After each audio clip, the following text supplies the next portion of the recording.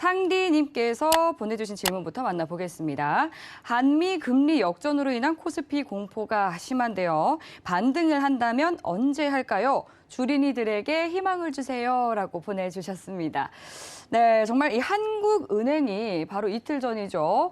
빅스텝을 단행했음에도 불구하고 오늘 원달러 환율이 1,326원을 돌파를 했습니다. 13년 3개월 들어서 최고치까지 올랐다라고 하더라고요. 네. 이 부분이 조금 우려스러울 것 같은데 희망은 없을까요? 네, 희망은 있죠. 있었군요. 다행이네요. 있죠. 네. 근데 이거를 어떻게 봐야 되냐면 네. 사실 이제 환율적인 부분은 1,320원을 돌파를 했는데 예. 이 환율적인 부분이 사실 우리가 지금 제가 차트를 보면서 좀 얘기를 드릴까 하는데 예. 잠깐만요. 네, 좋습니다. 자, 우리가 이제 진짜 이 얘기를 하는 사람은 네. 여기밖에 없을 거예요. 예. 이제 우리가 원달러라고 얘기를 하는데 네네. 자, 이게 사실 이제 근본적으로 우리가 이게 원달러예요, 여러분들. 오히려 차트가 거꾸로 됐죠. 네. 이게 직접 표시법하고 간접 표시법이 있는데 네. 원래 미국을 집중으로 해갖고 표현을 하기 때문에 이게 미국 기준으로 봤을 때 환율 표기가 이게 맞는 거거든요. 근데 우리나라는 직접 표시법을 쓰기 때문에 1,200원, 1,300원 단가로 뒤집혀서 나오는 거거든요. 근데 여러분들 미국 차트 빼고 현실적으로 다 이래요. 맞죠? 맞죠? 자, 일단 생각을 한번 해봅시다, 여러분들. 자, 우리 원달러가 지금 1,200원이잖아요. 예. 지금 원달러로 볼게요. 네. 자, 근데 이 차트 보고 그 다음에 우리가 다음 차트 볼 게 뭔지 한번 볼게요. 이 다음에 유로 한번 볼게요. 전체 환율을 한번 이해를 해보자고요. 네. 자, 유로가 좀 많이 내렸었죠. 자, 일단 페리티도 깨졌던데. 엔화부터 보겠습니다. 엔화요? 자, 엔화죠. 네. 똑같네요. 원달러랑. 그죠? 네. 아까 전에 봤던. 자, 이제 유로 한번 보죠. 네. 달러를 똑같네요. 제외하고는 네. 거의 다 약세를 나타내고 똑같네요. 예. 그렇죠. 자, 원달러를 먼저 보기 전에 한번 이해를 해봅시다. 자, 지금 원달러 보고 엔화 보고 유로 봤어요. 다 똑같아요. 왜 그럴까요? 왜 그럴까요? 왜 차트가 달러 좀 대비한 그래프이기 그렇죠. 때문이 아닐까요? 지금 통화는요. 우리가 한국은행이 그리고 유로, ECB가 그리고 BOJ가 어떤 통화 정책을 꺼내든 간에 상관이 없다는 거예요. 맞죠? 시청자분들? 자, 제각기 다르죠. 지금 여러분들 아시는 게 뭐예요? 자, 한국은행 행보가 뭐예요? 빅스텝 밟았죠. 0.5% 인상하겠다 밟았어요. 유로 한번 볼게요. 유로존 마이너스 금리 벗어나겠다. 이번에 7월에 다음 주에 ECB 통화정책, BOJ 통화정책이 열리거든요. ECB 0.5포인트 올리겠다. BOJ 뭐예요? 오히려 반대로 가죠. 돈 풀겠다. 아직은 YCC 정책 유지. 양적 완화, 모멘텀 유지. 다 달라요. 강도도. 근데요, 차트는 똑같네요. 차트가 똑같아요. 왜 그럴까요? 결국 미국에 의해서 다 변화하는 움직임이잖아요. 그죠? 미국에 의해서. 지금 우리가 좀 집중해야 될 게 제가 그 매크로 환경을 굉장히 많이 신경을 쓰는데 원달러는 이제 미국이 추가적인 스텝을 밟을 수 없는 경제에 이르기 때문에 하락 요소가 조정에 대한 요소가 굉장히 강화될 가능성이 높다고 생각을 합니다. 자, 원달러만 볼게요. 네. 자, 달러 차트 일단은 보면서 좀 얘기 드리죠. 자, 우리가 달러가 지금 어제자 기준으로 좀 많이 하락했어요. 달러가. 스텝이 바뀌니까 시장에서 보는 구조도 바뀌는 거죠. 굉장히. 어제자 기준으로 여러분들 잠시만요. 오늘 음봉을 기록했죠. 음봉을. 자, 저는 항상 여기서 어떻게 보면 시장에 대한 가능성과 전망을 꺼내야겠죠. 달러가 한계점에 부딪혔습니다. 이제 여러분들 달러가 한계점에 부딪혔어요. 그 가능성이 굉장히 높을 거예요. 중립금리에 대한 추가 스텝을 밟지 않으니까. 여러분들 달러가 한계점에 이제 나오기 시작했습니다. 원달러 여러분들 이제 300원 초반 폭에서 고점을 기록할 가능성이 굉장히 높습니다. 해결이 되셨을까요?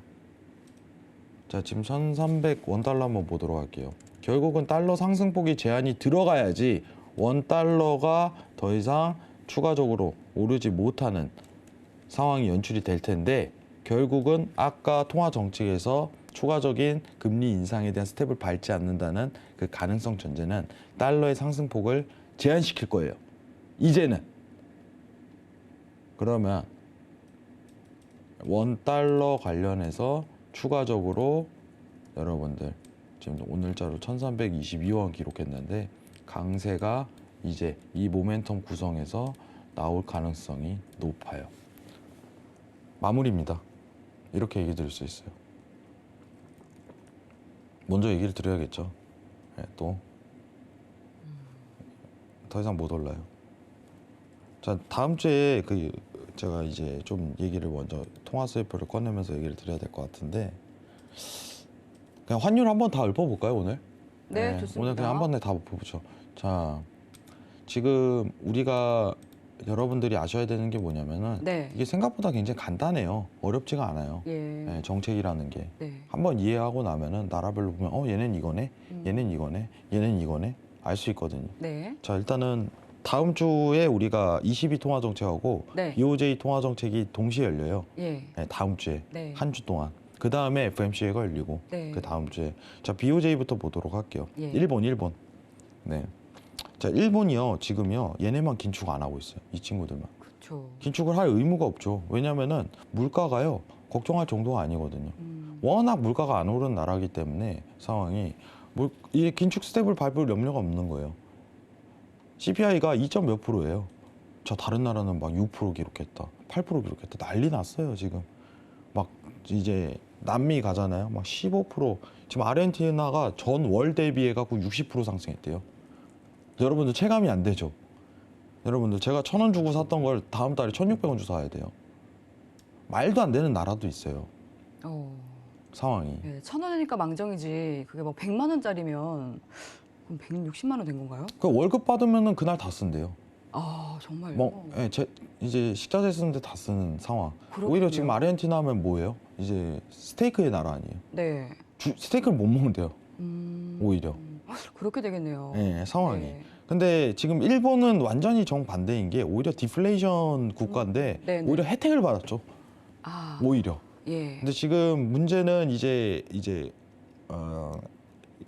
이 친구들이 지금 긴축에 대한 얘기가 나오고 있지만은 예. 이 부분은 이제 30년에 대한 정책인데 한 번에 탈바꿈하기가 굉장히 힘들다는 얘기가 이제 가불론박이 쌓이거든요. 네. 사실 최근에 이제 아베가 사망하고 아베노믹스에 대한 어떤 대대적인 변화, 정책에 대한 변화가 얘기가 나오는데, 이제 후임 총재 후보 이제 나카소가 이제 매파적이다라는 얘기가 나오지만 그건 추후의 얘기고, 지금 당장 BOJ에 대한 정책은 어떤 양적 완화를 시도하고 있는 상황이기 때문에 큰 틀에 대한 변화는 없다. 오히려 더 돈을 푸는 구조를 계속적으로 이어갈 것이다.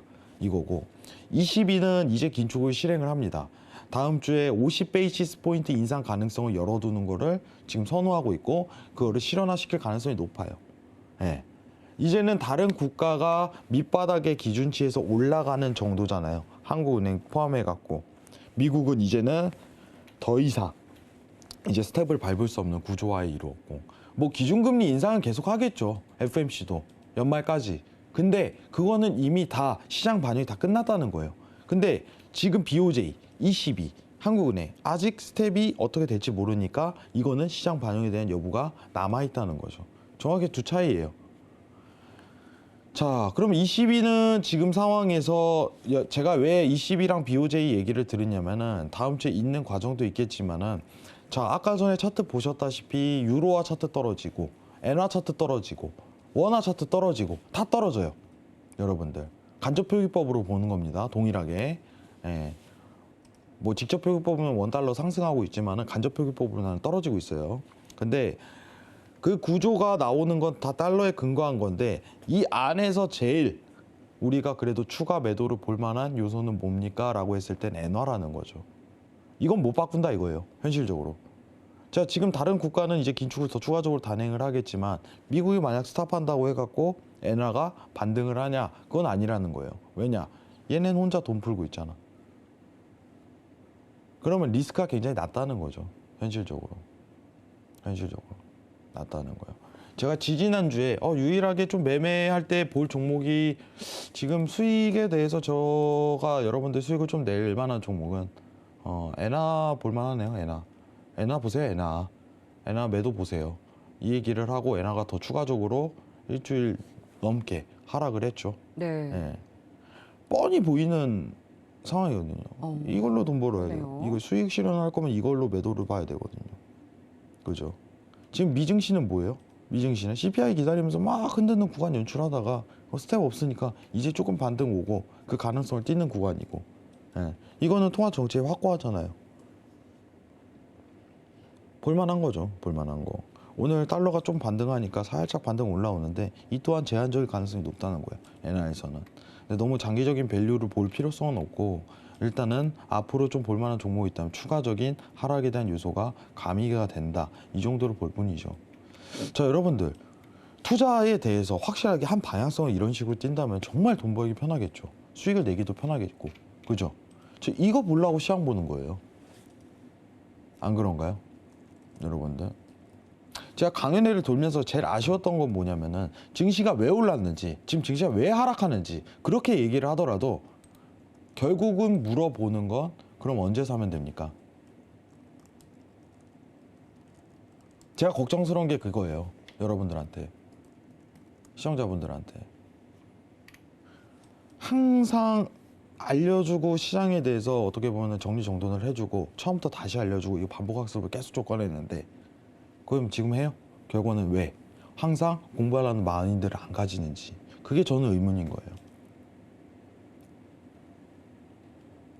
제가 그렇게 여기 와서 미국에 대한 스탠스, 지금 미국 금리가 몇 프로죠? 1.75%죠. 이번에 75 베이시스 포인트 인상하면은 2.5%까지는 오를 겁니다.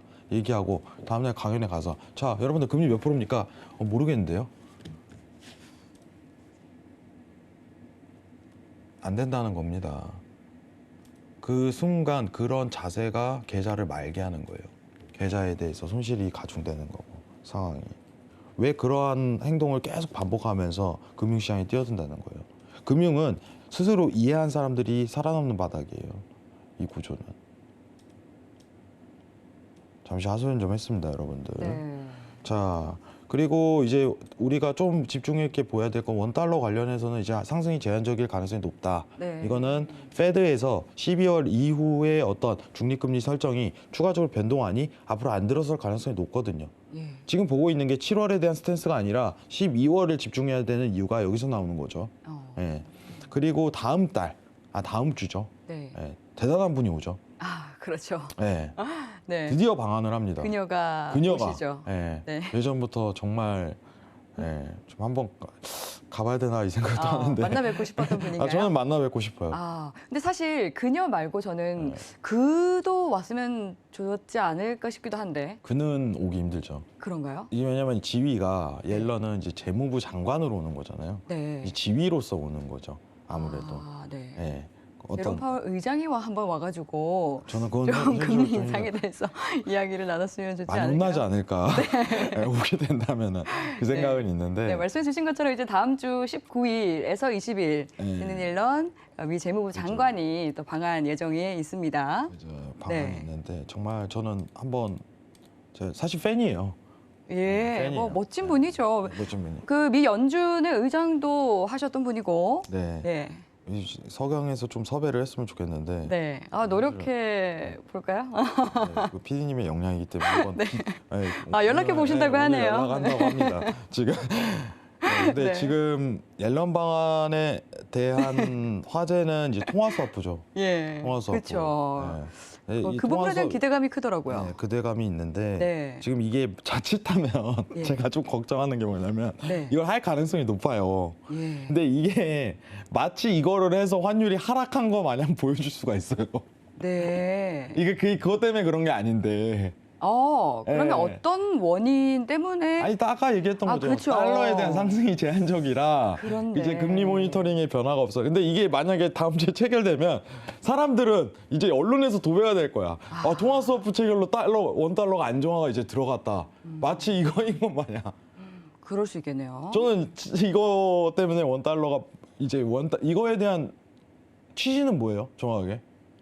원달러 환율을 안정화시키겠다라는 거죠. 외환 유출에 대한 방어예요. 그렇기도 환율 하고. 방어도 굉장히 그쵸. 크지만은 예. 지금은 미국이 어떤 제스처를 못 취하면 환율 방어는 못 해요, 현실적으로. 네. 그거는 팩트예요, 여러분들. 그쵸. 이걸 한다고 이거 바뀌는 건 없어요. 미국이 뭔가 이제 추가적인 스텝에 대한 제한점이 발견됐다. 이거는 원달러의 긍정적인 호재거든요. 근데 다음 주에 와서 통화 스와프 이거 체결합니다. 아, 좋아요. 근데 마치 이거인 거 마냥 여러분들은 생각 안 했으면 좋겠어요. 저는. 네. 이거 할 가능성 높아요. 근데 이게 원달러를 이제 어떻게 보면은 최악의 리스크죠. 우리가 IMF 사태가 있었잖아요. 그때. 그런 어떤 미연에 대한 방지 조건, 어떻게 추후에 어떤 나중에 이제 우리가 경제 강국이잖아요. 우리나라가. 어떤 조건 마련이랑 그런 부분 해야죠. 외교적인 방어 조건, 환율 방어 조건. 그 조건을 취하기 위해 스와프에 대한 노력을 가미를 하겠지만은 마치 이게 환율을 떨어뜨리는 거 마냥 제스처를 안 보셨으면 좋겠어요. 근데 이게 아마 저 이거 맞추면 진짜 제가 지금 좀 아우. 예측기가 확실히 있는 거거든요. 그럼요. 여태까지 지금 코스피 저점도 맞추셨죠. 뭐 비트코인도 떨어진다라고 맞추셨죠. 저 코인 얘기는 안 했으면 좋겠습니다. 왜요? 욕을 하도 많이 먹어 떨어진다고. 아 이제는 근데 욕 먹었으면 이제 칭찬에 대한 말씀도 아니, 좀 저는 많이 칭찬은 해주셔서. 기대 안 해요. 네. 칭찬은 사실 기대 안 하는데, 예, 저보고 뭐 이제 네. 생각보다 마음이 어린 사람인데 너무 많은 이제 악플이 달려가지고. 근데 왜냐면 그 당시에는 이게 아까 말씀드렸듯이 너무 앞서서 이제 얘기를 해주셨다 보니까 한창 상승하고 있을 시기였죠. 아니요, 상승도 안 했는데 네. 더 떨어지는 거를 제가 봤었는데 2만 달러 밑으로 봤는데 네. 제가 이제 18,000 초반에서 17,000 후반이었거든요. 예. 5일 레인지 하단 구간이. 근데 그러니까 정말 정확히 그 선까지 떨어졌었잖아요. 아니 근데 그때 왜 하락을 더 주장을 했냐면 아니 여러분들 기준금리 인상한다고 지금 각 잡고 있는데 네. 이거 어떻게 올라요? 이렇게 그쵸. 얘기했다가 그냥 이제 어떻게 보면은 정말 무수한 이제 악플을 예.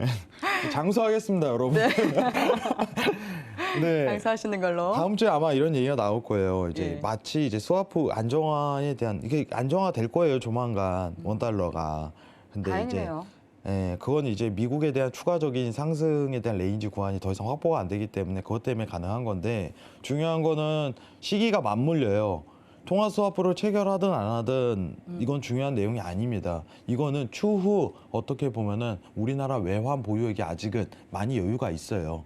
이번에 어떻게 보면은 긴축성으로 외인 자금이 빠져나가면서 원달러 많이 상승하면서 좀 환율 방어를 하려고 노력을 많이 했었고 실제로. 네. 근데 방어에는 제한점이 있겠죠. 확실히 방어에는. 근데 이제 외환 보유액을 많이 줄여가면서 그걸 방어를 하고 있는 게 한국은행 현실이거든요.